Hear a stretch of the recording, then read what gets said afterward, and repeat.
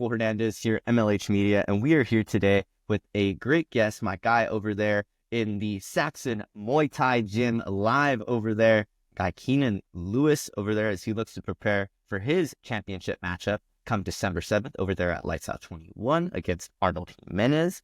How are you feeling today, my man?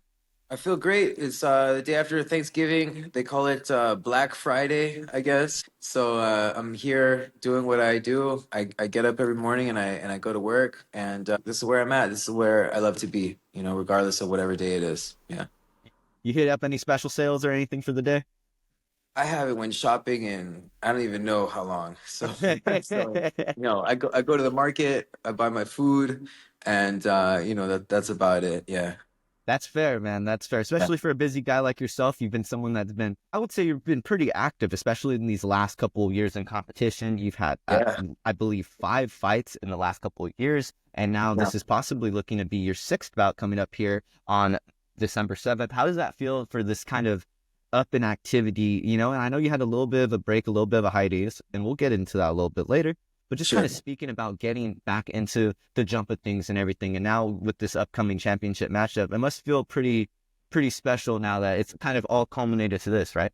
Yeah, absolutely. Everything has gone, I planned this out more or less. I didn't plan to take off all the time that I did, but when I pulled the trigger and I flipped that switch, I knew that a time in my life was going to come where I was going to start stringing fights together. And so here we are. And with this championship fight, I saw this coming. I knew that this was coming, and then sure enough, I got the call for this. So everything's going according to plan. For you, it must be feeling pretty special, especially after these last couple of wins in 2024. I mean, you were not only able to get that win in the beginning of the year against Jesse Rosas, but then also getting the win over there in Lights Out, the promotion you're now getting the title shot in. How does it feel to go into this matchup now 2-0 on the year, possibly looking to build up to a 3-0 record for 2024? Yeah, that was big because I planned to go to Thailand to train right after I fought in March. I was going to go to Thailand to train, and then I looked at the schedule and I knew I came out of that fight. I wasn't hurt or anything, so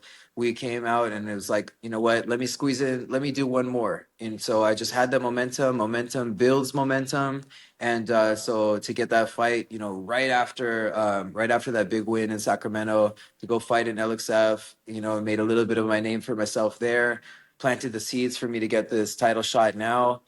So everything has just been coming to fruition, and I couldn't be happier with it. And it's just it's all going according to plan.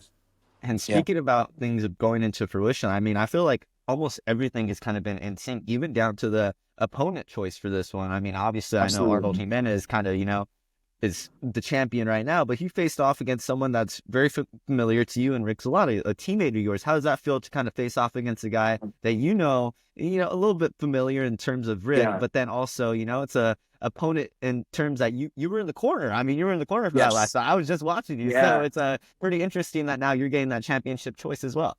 Yeah, so for that particular one, Rick got that opportunity, and it was a great opportunity for him to go forth. I wasn't gonna fight on that card. I actually had one of my best friends getting married that same exact day, which is why I wasn't fighting on that card. So if you look me cornering, I'm actually dressed up in a full-on like a half tuxedo and everything because I came straight from a wedding. I drove all the way out there straight from a wedding, so it was a lot of emotion going to that fight. Rick is my brother. But I've known who Arnold Jimenez was for a long time. I've been watching his fights. We've brushed shoulders with the same people and things like that. So it was a good fight. I take nothing away from him. And but yeah, I definitely it was nice to be there. Yeah. What was your thoughts? I mean, not only having to make that travel and everything, but wearing the tux in the corner. I feel like, because I was actually, funny enough that you had mentioned it, I was going Yeah. to ask you about that. I was going to say, was that Rick's choice? Was because the Yeah. championship match? Like, I was very, very curious about that. But it makes Yeah. sense. You just got back from the wedding. Yeah, we weren't really sure who was going to be there in the corner. And then at the last second, it was like, okay, it's going to be me and it's going to be Coach Julio Trana.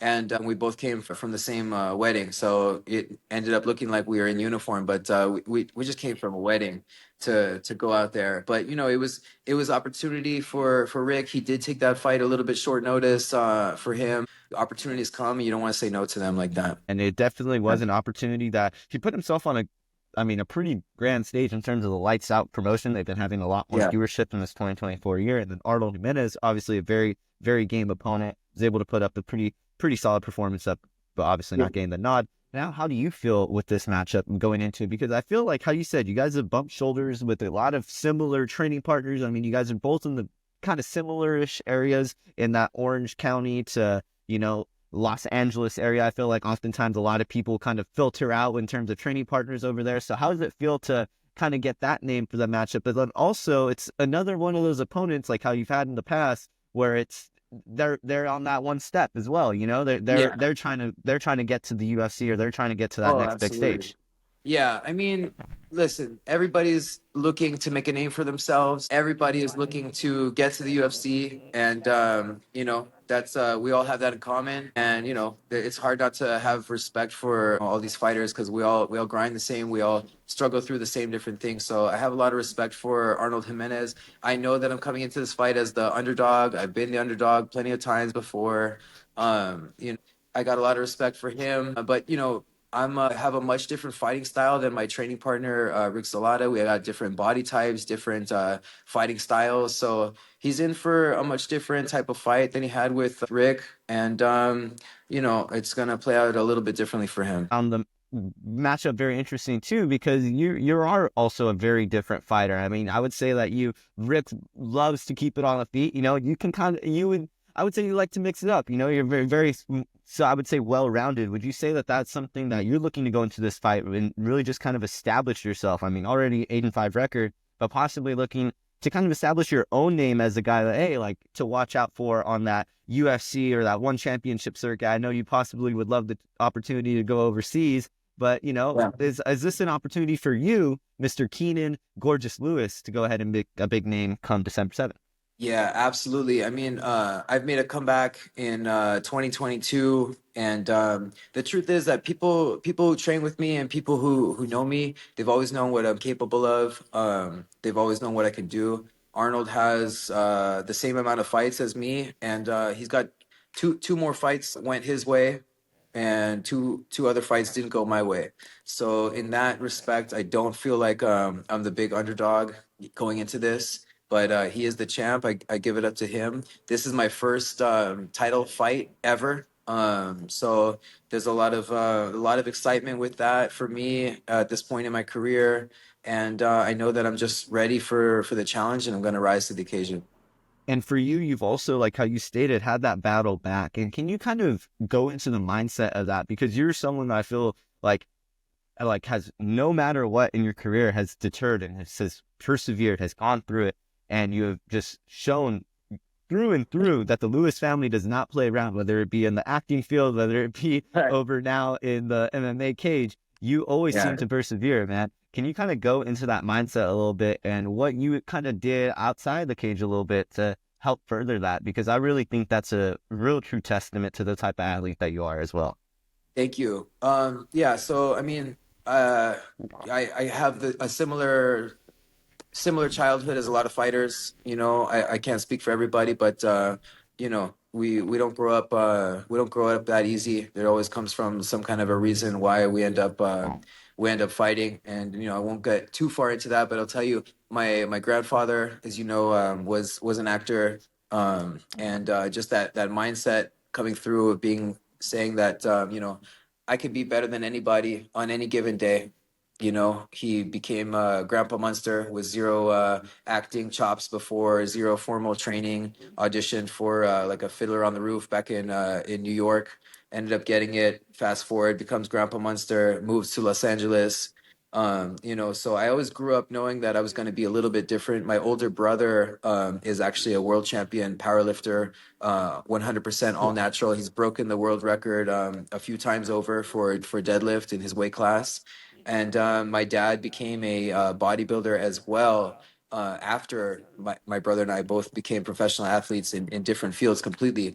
And nobody paved the way for us. I've had no athletes in my family whatsoever. We've had no examples at all. I actually turned pro before my older brother became a professional powerlifter, and we both grew up separately.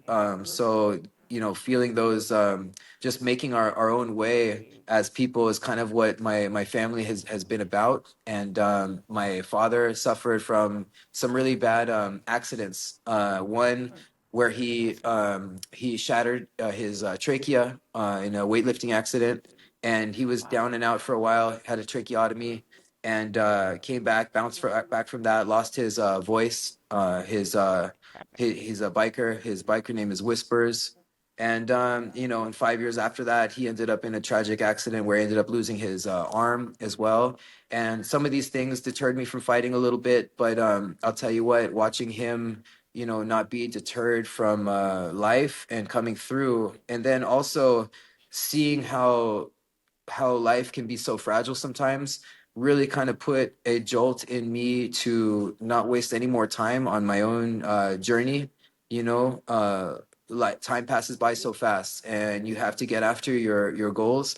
You have to be who you are. Action and faith will always conquer fear and doubt every single time, and that's something that I've looked to embody. So, and with speaking about that, you're someone that I feel like has gone through these career obstacles, and you've been able to, like how you're just stating, you didn't really have that athletic, kind of motivator. You didn't have that like athletic, oh yeah, this my dad did this, or oh, you didn't really have those things. And now you're going into this career, you don't have those role models, and then now going and speaking with the sports psychologist, can you speak about how that was kind of impacted you and how that's leveled your career? Because I feel like that's just done a tremendous amount in terms of the development of, overall, because it's shown in the pudding, man.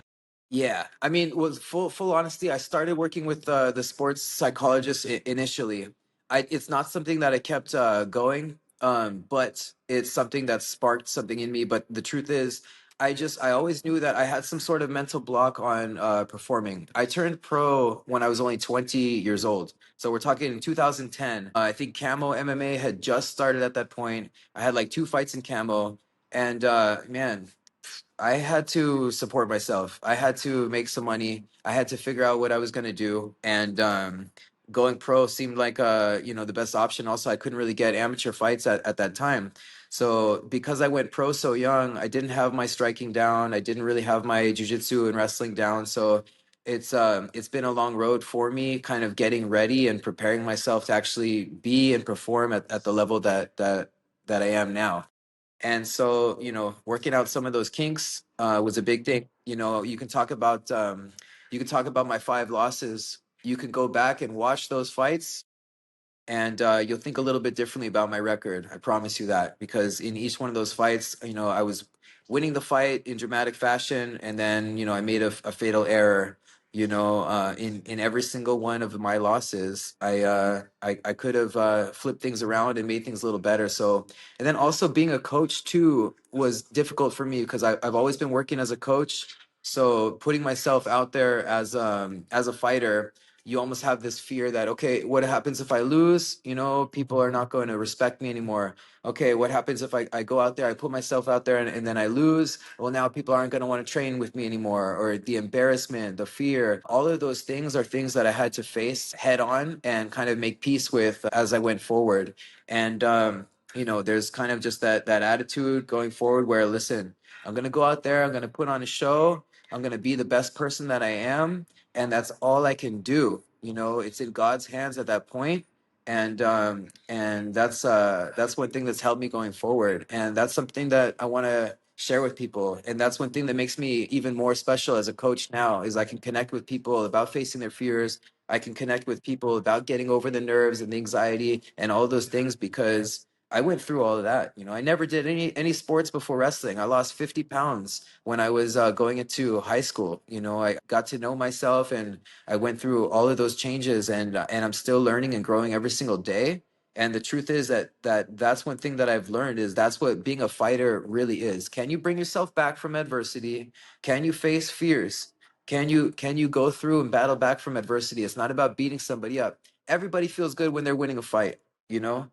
That's not a fight though. A fight is something where you have to face adversity and go forward with it, and that's what being a fighter is. And that's who I am today. Period, Michael.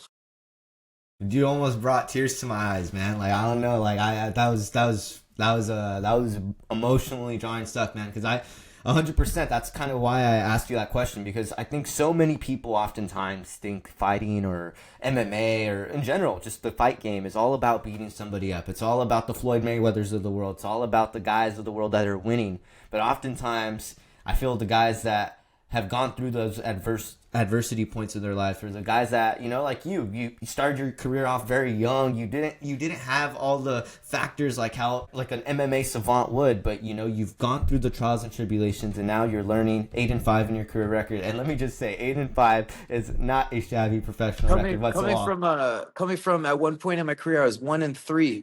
I was 1-3 at one point in my career, and then still coaching people.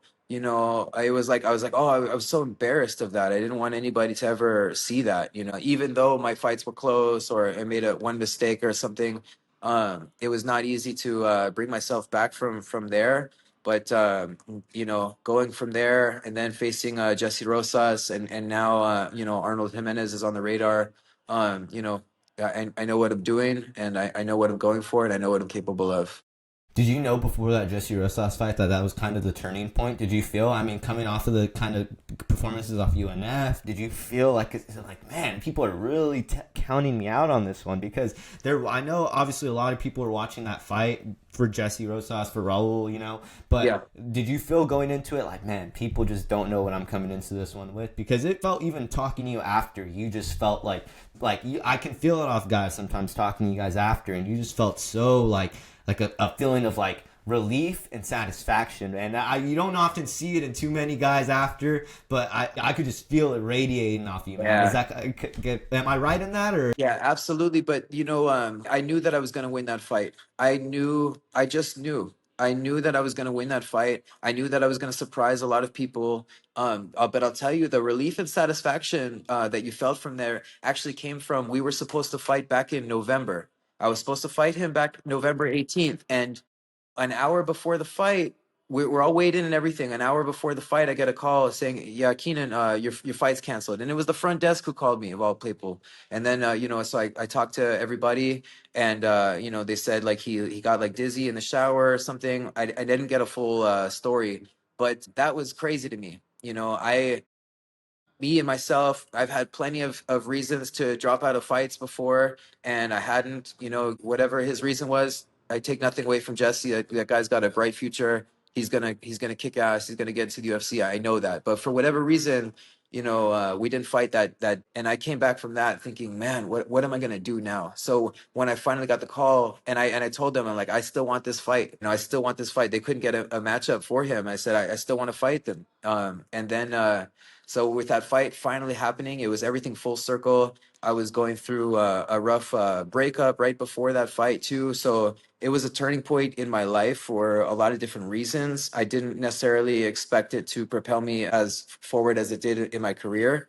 It was more personal for me as a man. No, I felt I could feel it off you that day, man. Like there was just something. I speak to certain guys after, and you just feel some wins radiate so much more in their careers, and not just for the opponent or not just so much for the event. So much it can mean a little bit more sometimes. Like how you said, you were coming off some things, and it just felt good to get your hand raised in that cage. And sometimes I feel like that's the real difference in MMA. Like how we were talking about before, it's not so much about the wins and losses. It's not so much about the big Yeah. oohs and ahs. It's sometimes about those internal wins and about those things. So I Yeah. really appreciate you Yeah. sharing that vulnerability, man.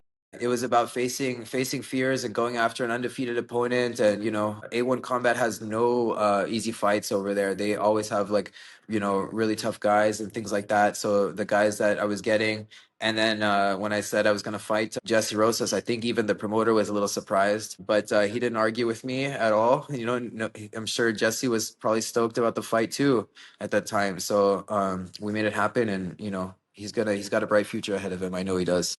And now speaking for you, I mean, it must be feeling pretty special for yourself, not only to go into this fight with a potential championship opportunity and to possibly just continue to level yourself up. But what is next for Mr. Keenan Lewis if you were able to go ahead and walk out of that lights out cage with that championship belt around your waist? What could we possibly see next of you? Will we see you continue that activity going into 2025, this ramp up in activity, or maybe a little bit of a break? I know you said you want to go to Yeah. Thailand. What's next for Mr. Lewis? Realistically, I'm at a full blown sprint for my MMA career right now. You know, whatever goes in front, I would love to get that short notice call for the UFC. I would love to get that call for the Contender Series. I'm 34 years old, so I'm much older than a lot of these guys, but I don't necessarily look at it like that, and I don't let my age or anything, my background, anything like that hold me back or limit. So I'm at a full on sprint right now. I'm ready for any challenge. I'm ready for anybody. And I'm ready for the toughest opponent. So I actually, after the Jesse Rosas fight, I kind of, I wanted to make sure and get the tougher fights, and this is the one that I've wanted, so the title shot, everything coming to fruition. I've been a pro for 14 years, and it's coming down to this now, and it's a full circle. So I'm real happy with that. You're gonna see me keep training the way that I am. I flipped the switch a couple years ago, and every single day I'm getting stronger, faster, healthier, smarter, more handsome, all the above. We're just we feel good, and I'm blown away. I'll tell you, that keeps me going more than anything. And I'm happy to lift people up. I love inspiring people, and as long as I can keep doing that, you'll see me keep fighting. Anybody that you wanted to really thank for this kind of overall career? I mean, I know you have had a lot of people that you've wanted to thank, not only teammates, but also the people Yeah. that you coach, your personal trainer. You have a Oh yeah. lot of ties, in the MMA community, and I would overall, like to talk about that. Yeah, I really like to talk about that. The guys that I have around me, I've been with for 15, almost 20 years. My main coach, Julio Trana, he's just saved me. He's been the voice of. He's been a big brother to me throughout all this time, and he's never accepted weakness out of me, even in my lowest moments. And I owe him everything in my career. Honestly, he's believed in me. He's always making it easy for me to come back. He's never lost faith in me. I got Georgie Garcia, who I go back 18 years with him. We met each other on opposite ends of the wrestling mat. All those years ago. Both got into MMA separately. I actually coached him in his pro debut and all those different things. And now it's full circle. He's there for me. And I have Drew Sklove, my jiu-jitsu coach, was one of the first guys ever to tell me that I should be an MMA fighter. Back when in my white belt days, he was a blue belt. He's like, "Listen, man, you're good looking. You got a cool sounding name. You're a wrestler." He's like, "You can really make something happen." And I watched him become quite a name in jiu-jitsu. So having these guys with me now, they're not just coaches; these are my family. I am a very emotional fighter. I fight with a lot of emotion. So seeing that there, you're also going to see Shane Trana in my corner. This kid is, I've watched this kid grow up in the gym. He's won 8 belts in Muay Thai. So, I want to see him. I want to hear his voice. These kinds of things are the things that drive me forward. It's, being the main character in your movie and just feeling these things go back. I'd like to thank, some of my sponsors, Synergy Bars, Real Gangsters, getting some kids off the street. We got, I like to fight with a good positive message no matter what. And, being close to these guys, there's so much about fighting. It's not just about getting in there and getting your hand raised and all that stuff. It's a lifestyle. It really is. And, being in the game as long as I have, it's really important to have good people around you. And I couldn't be more thankful for these guys that have lifted me up and these guys who believe in me. I wouldn't be here without them. Georgie Garcia, my brother, he's set such a good example for me as a tough kid going for it. He fought in Russia and in M1, fighting guys, 10-0. coming out and getting submission wins over them, and just seeing the way that he's trained and the way he's handled himself. My coach Julio Trana, seeing him the way that he is as a dad, as a father, as a gym owner, as a husband, even like just everything. These things matter to me so much, and I'm proud of these guys, and everybody is full on linked right now. And I'm not necessarily the reason why, but I like to think that I am sometimes. But it's just I'm extremely lucky to have these people around me, and I'm extremely grateful. A part of the glue that keeping it all together, Mr. Keenan, gorgeous Lewis over It's there. actually what we did. We switched it to El Bello. When I made my comeback, I was always gorgeous before. My mom is from Argentina, and we switched it to El Bello, and that's been the new rebirth of Keenan. So we're Keenan El Bello Lewis now. Gorgeous is somebody in the past. New man, a new reformed man looking to possibly earn a title to go along that shelf over there. Mr. Keenan Lewis over there, Saxon Muay Thai. Always great pleasure getting to speak to you, my man. Michael Hernandez, MLH Media, signing out over here in the 805. Also in the 805 is my guy, Keenan Lewis over there. Alrighty, brother. I'm going to